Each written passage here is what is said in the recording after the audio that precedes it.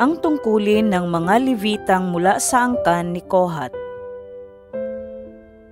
Sinabi ni Yahweh kina Moises at Aaron, bilangin at ilista ninyo ang angkan ni Kohat ayon sa kani-kanilang angkan at sambahayan. Ibukod ninyo ang lahat ng maaari ng maglingkod sa toldang tipanan, ang mga lalaking may edad na 30 hanggang 50 taon. Sila ang maglilingkod sa mga bagay na ganap na sagrado sa loob ng toldang tipanan. Kung aalis na ang mga Israelita sa lugar na kanilang pinagkakampuhan, si Aaron at ang kanyang mga anak ang magtatanggal sa mga tabing ng toldang tipanan at ibabalot ito sa kaban ng tipan. Pagkatapos, papatungan ito ng balat ng kambing at babalutin ng telang asul sa kaisusuot ang mga pasanan sa mga argolya nito. Ang mesang lalagyan ng handog na tinapay ay lalatagan naman ng asul na tela. Saka ipapatong sa ibabaw nito ang mga plato, mga lalagyan ng insenso, mga mangkok at mga pitsel. Hindi na aalisin ang tinapay na handog na naruroon. Pagkatapos tatakpan ang lahat ng ito ng pulang tela at ng balat ng kambing, saka isusuot sa mga argolya ang mga pasanan. Ang ilawan pati ang mga ilaw, pang-ipit, sisidlan ng abo at ang mga sisidlan ng langis ay babalutin din ng telang asul. At ng balat ng kambing kasama ang lahat ng kagamitan at saka ilalagay sa sisidlan. Ang altar na ginto ay tatakpan din ng asul na tela at babalutin ng balat ng kambing saka isusuot sa mga argolya ang mga pasanan nito. Ang iba pang kagamitan sa toldang tipanan ay babalutin ng telang asul sa katatakpan ng balat ng kambing at ilalagay sa sisidlan. Ang abo sa altar ay aalisin bago ito takpan ng damit na pula. Pagkatapos, ipapatong dito ang mga kagamitan sa altar tulad ng mga kawali, panusok, pala at palanggana. Tatakpan ito ng balat ng kambing saka isusuot sa argolya ang mga pasanan nito. Kapag ang toldang tipanan at ang lahat ng kagamitan dito'y naibalot na ni Aaron at ng kanyang mga anak, ang lahat ng ito'y dadalhin ng mga anak ni Kohat, ngunit huwag nilang hahawakan ang mga sagradong bagay sapagkat mamamatay ang sinumang humawak sa mga sagradong kagamitang ito. Ito ang mga tungkulin ng mga anak ni Kohat tuwing ililipat ang toldang tipanan.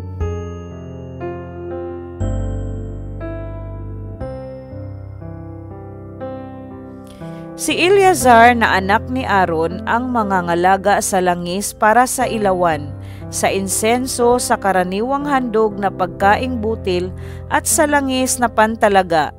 Siya rin ang mamamahala sa buong toldang tipanan at sa lahat ng kagamitan dito. Sinabi ni Yahweh kina Moises at Aaron,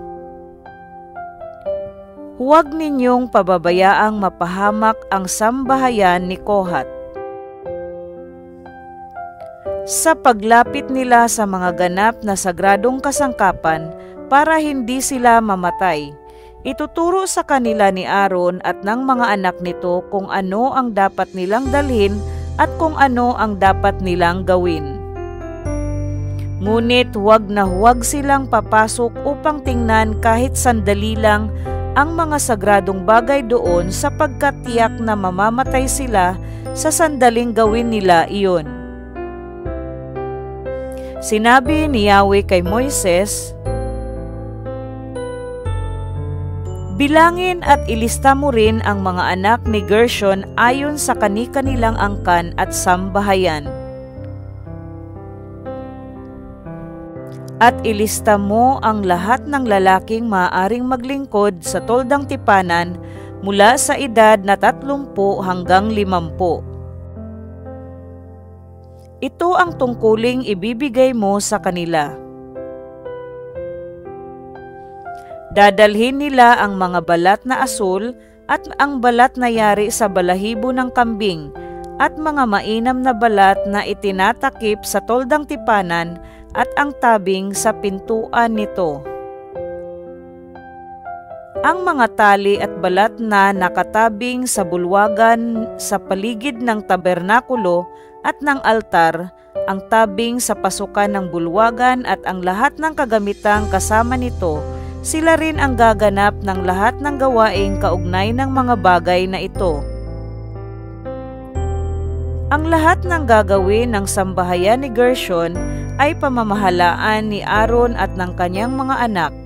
Ikaw ang magtatakda ng dapat nilang gawin.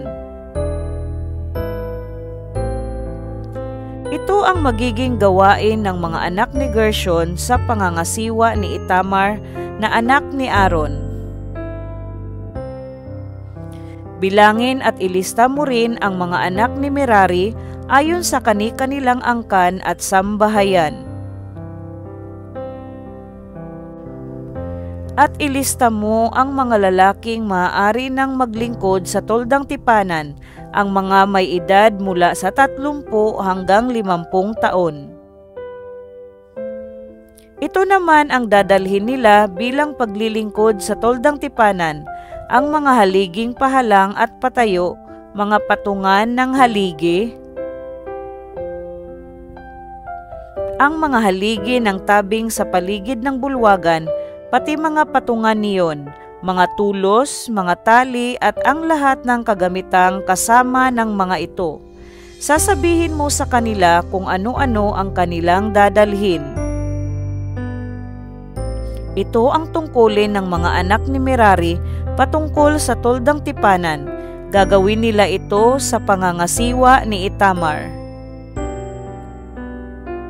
Ang mga anak ni Kohat ay inilista nga ni Moises at Aaron sa tulong ng mga pinuno ng Israel.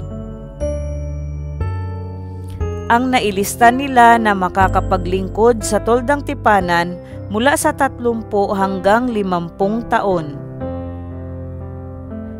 Ayon sa kani-kanilang sambahayan ay umabot sa 2,750. Ito ang bilang ng mga anak ni Kohat na naitala ni Moises at Aaron bilang pagsunod sa utos ni Yahweh.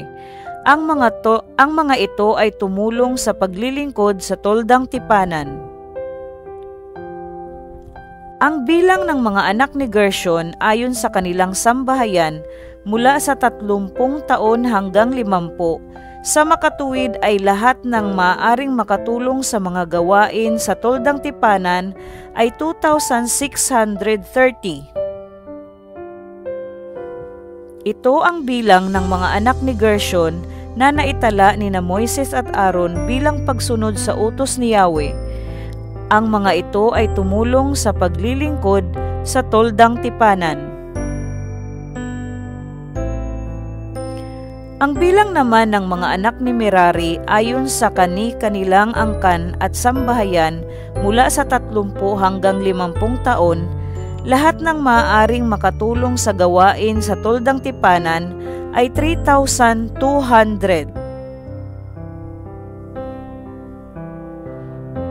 Ito ang bilang ng mga anak ni Merari na nailista ni Moises at Aaron ayon sa kani-kanilang sambahayan bilang pagsunod sa utos ni Yahweh. Inilista nga ni Moises at Aaron sa tulong ng mga pinuno ng Israel ang lahat ng Levitang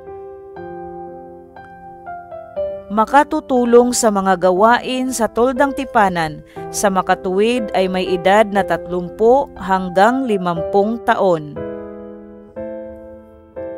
Ang kabuoang bilang nila'y umabot sa 8,580. Ginawa ito ni na Moises ayon sa utos ni Yahweh at sila'y inatasan niya ng kani-kanilang gawain.